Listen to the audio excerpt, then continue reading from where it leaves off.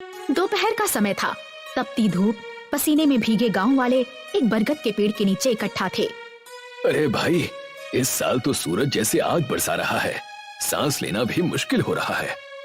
बिल्कुल काका, लगता है इस बार की गर्मी हम गरीबों की जान ही ले लेगी। घर के अंदर जाएं तो तंदूर जैसा गर्म, बाहर आएं तो धूप में झुलस जाएं।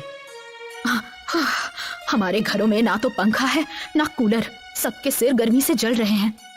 कुछ न कुछ तो करना ही होगा। ठाकुर साहब के घर तो बिजली भी रहती है और उनके पास बड़े बड़े कूलर भी हैं। क्यों ना उनसे कुछ मदद मांगी जाए। ठीक कहते हो मोहन, ठाकुर साहब को हमारी तकलीफ समझनी चाहिए। चलो चलकर उनसे बात करते हैं। ठाकुर प्रताप सिंह की हवेली के अंदर एसी चल रहा था, नौकर पंखा झल रहा था, उनकी पत्नी रुक्मिणी ठंडी शिकंजी पी रही थी और बेटी रश्मि किताब पढ़ रही थी। तभी दरवाजे पर दस्तक होती है। देखो कौन है, इतनी गर्मी में कौन बाहर घूम रहा है। नौकर दरवाजा खोलता है। सामने गांव के कुछ लोग खड़े थे। मोहन सबसे आगे था। साहब, गांव के लोग आपसे मिलने आए हैं। गांव के लोग? अब क्या समस्या है, अंदर बुलाओ। गांव वाले अंदर आते हैं। एसी की ठंडी हवा उनके पसीने से भीगे शरीर को छूती है, लेकिन ठाकुर की आंखों में उनकी बेबसी के लिए कोई सहानुभूति नहीं थी। ठाकुर साहब, हम लोग बहुत बड़ी परेशानी में हैं। इस साल की गर्मी असहनीय हो गई है। इस भीषण गर्मी से तड़प रहे हैं। अगर कुछ पंखे या कूलर का इंतजाम हो जाए तो बहुत राहत मिलेगी। गरीबों को भी अब कूलर चाहिए? क्या मजाक कर रहे हो? ठाकुर साहब, हमें पता है कि हम गरीब हैं, लेकिन क्या इंसानियत के नाते भी आप हमारी मदद नहीं कर सकते? अरे मोहन, तुम तो हो ही मूर्ख। गरीबों की पहचान ही ये है कि वो दुख सहें। तुम सब मेहनत करने वाले लोग हो, गर्मी झेलने की आदत डाल लो। लेकिन ठाकुर साहब, हमारे घरों में बिजली भी नहीं है। बिजली? अरे तुम लोग दिन भर बस भीख मांगने आते हो। मेहनत करो, पैसा कमाओ और फिर जो चाहिए खरीदो। यहाँ मेरी हवेली में तुम्हारे लिए कोई जगह नहीं है। गांव वाले एक दूसरे की तरफ दुखी निगाहों से देखते हैं, लेकिन कोई कुछ नहीं कह पाता। मोहन की मुट्ठी कस जाती है, लेकिन वो अपनी आवाज शांत रखता है। ठीक है ठाकुर साहब, हम खुद अपनी मदद करेंगे। गांव वाले निराश और अपमानित होकर वहाँ से लौट जाते हैं। हमें पहले ही पता था कि ठाकुर कुछ नहीं करेगा। नहीं, हम हार नहीं मानेंगे। अगर हमारे पास पैसे नहीं हैं, तो क्या हुआ? हमारे पास दिमाग और मेहनत है। हम खुद इस गर्मी से बचने का तरीका निकालेंगे। गांव वाले उसे हैरानी से देखते हैं। चिलचिलाती हुई धूप में मोहन जमीन पर बैठा कुछ सोच रहा था। गांव के कुछ लोग भी आसपास बैठे थे। हमारी किस्मत में तो बस दुख ही लिखे हैं। नहीं काका, हम भी चाहें तो अपनी झोपड़ियों को ठंडा बना सकते हैं। बस देसी जुगाड़ लगाना होगा। मोहन बांस, खजूर की पत्तियां और सरकंडी इकट्ठा करने लगता है। मोहन भैया, ये क्या कर रहे हो? देख चंपा, ये जो खजूर की पत्तियां और सरकंडी है ना, इनसे मैं एक देसी कूलर बना रहा हूँ। अरे, इससे ठंडक कैसे मिलेगी? देखो, मैं इसे घर की खिड़की पर लगाऊंगा और इस पर रोज पानी डालूंगा। जब हवा इसमें से होकर आएगी तो ठंडी हो जाएगी। ये कूलर से कम नहीं होगा। गांव के कुछ लोग उत्सुकता से देखते हैं। मोहन चिक को दीवार पर लगाता है और उस पर पानी डालता है। धीरे धीरे घर के अंदर ठंडक महसूस होने लगती है। सब खुश हो जाते हैं। अरे वाह, ये तो सच में कमाल कर रहा है। मोहन छत पर चढ़कर मिट्टी और सूखी घास बिछाता है। गांव के कुछ लोग नीचे खड़े होकर देखते हैं। मोहन बेटा, ये क्या कर रहे हो? ये हमारी छत को ठंडा रखने का तरीका है। जब सूरज की किरणें पड़ती हैं, तो छत गर्म हो जाती है और घर के अंदर भी गर्मी बढ़ जाती है। लेकिन अगर मैं मिट्टी और घास की परत डाल दूं, तो ये धूप को सोख लेगी और घर ठंडा रहेगा। मोहन पूरी छत को मिट्टी से ढक देता है। शाम को जब सूरज ढलने लगता है, तो घर के अंदर ठंडी हवा महसूस होने लगती है। गांव के लोग हैरान रह जाते हैं।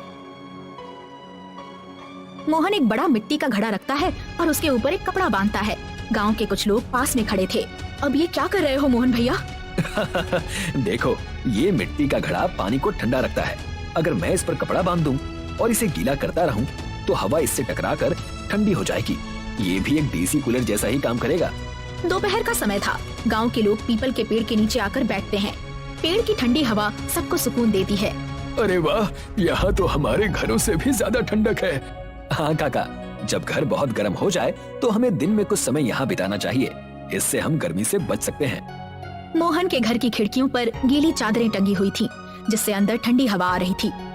मोहन भैया, ये गीली चादरें क्यों टंगी हैं? जब हवा इनसे होकर गुजरेगी तो ठंडी हो जाएगी। इससे घर के अंदर की गर्मी कम होगी। गांव के लोग ये तरीका अपनाने लगते हैं। धीरे धीरे पूरे गांव में ठंडक महसूस होने लगती है। गर्मी चरम पर थी।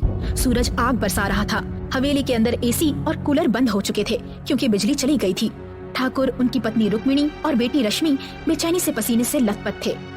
ये बिजली बिना पता नहीं कब आएगी। बिना एसी और कूलर के तो जीना मुश्किल हो रहा है। अंदर बैठा भी नहीं जा रहा। लगता है जैसे पूरा घर तंदूर बन गया हो।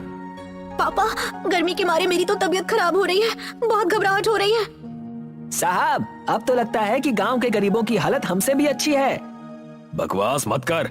उनके पास क्या होगा गर्मी से बचने के लिए? पापा, क्यों ना मैं मोहन के घर जाकर देखूं? आखिर वो लोग इतनी भयंकर गर्मी में कैसे रह रहे हैं? रश्मि हवेली से निकलती है। रास्ते में गर्म लू के थपेड़े उसे परेशान कर रहे थे। वो मोहन के घर पहुंचती है और हैरान रह जाती है। घर में ठंडी हवा चल रही थी। मिट्टी के घड़े का ठंडा पानी रखा था। खजूर और सरकंडी से बने देसी कूलर से ठंडी हवा आ रही थी। मोहन अपनी पत्नी गीता के साथ बैठा था। ये कैसे हो सकता है? यहाँ तो इतनी ठंडक है। ये सब हमारे देसी जुगाड़ का कमाल है। लेकिन बिना एसी कूलर के भी इतनी ठंड। हमने खजूर और सरकंडी की चिक लगाई है जिससे ठंडी हवा अंदर आती है। घर की छत पर मिट्टी और घास की परत बिछाई है जिससे गर्मी अंदर नहीं आती। और ये देखो, मिट्टी का घड़ा जिससे हमेशा ठंडा पानी मिलता है। मुझे यकीन नहीं हो रहा। हमारे पास पैसा तो बहुत है लेकिन इतना आराम तो हमें भी नहीं मिल रहा है। रश्मि जल्दी से वापस हवेली लौटती है। हवेली में ठाकुर पसीने से लथपथ बैठा था। पिताजी, मैं मोहन के घर गई थी। वहाँ तो इतनी ठंडक थी जैसे बारिश हो गई हो। क्या? बिना एसी और कूलर के? हाँ पिताजी, मोहन और गांव वालों ने देसी जुगाड़ लगाए हैं। खजूर और सरकंडी की चिक, मिट्टी की छत और घड़े वाला कूलर। और हम है कि महल जैसी हवेली में भी पसीना बहा रहे हैं। तो क्या हमें भी कुछ ऐसा ही करना चाहिए? शायद हमसे बहुत बड़ी भूल हो गई। हमने हमेशा सोचा कि पैसा ही सब कुछ है, लेकिन असली ज्ञान तो इन गरीबों के पास है। जाओ, गांव वालों को बुलाओ। मुझे सबसे माफी मांगनी है। गांव के लोग इकट्ठा होकर हवेली आते हैं। मोहन भी आता है। मैं आप सबको गलत समझता था। मुझे लगता था कि गरीब सिर्फ तकलीफ सहने के लिए बने हैं, लेकिन आज आपने सिखाया कि असली आराम पैसे से नहीं बल्कि समझदारी से आता है। मुझे माफ कर दीजिए। ठाकुर साहब, माफी मांगने से ज्यादा अच्छा होगा कि आप गांव वालों की मदद करें। हाँ, अब मैं समझ चुका हूँ। मैं गांव के हर घर में देसी जुगाड़ से ठंडी व्यवस्था कराऊंगा जिससे कोई भी इस गर्मी से परेशान ना हो। मोहन और ठाकुर एक दूसरे की ओर देखते हैं, एक नई समझ और सम्मान के साथ।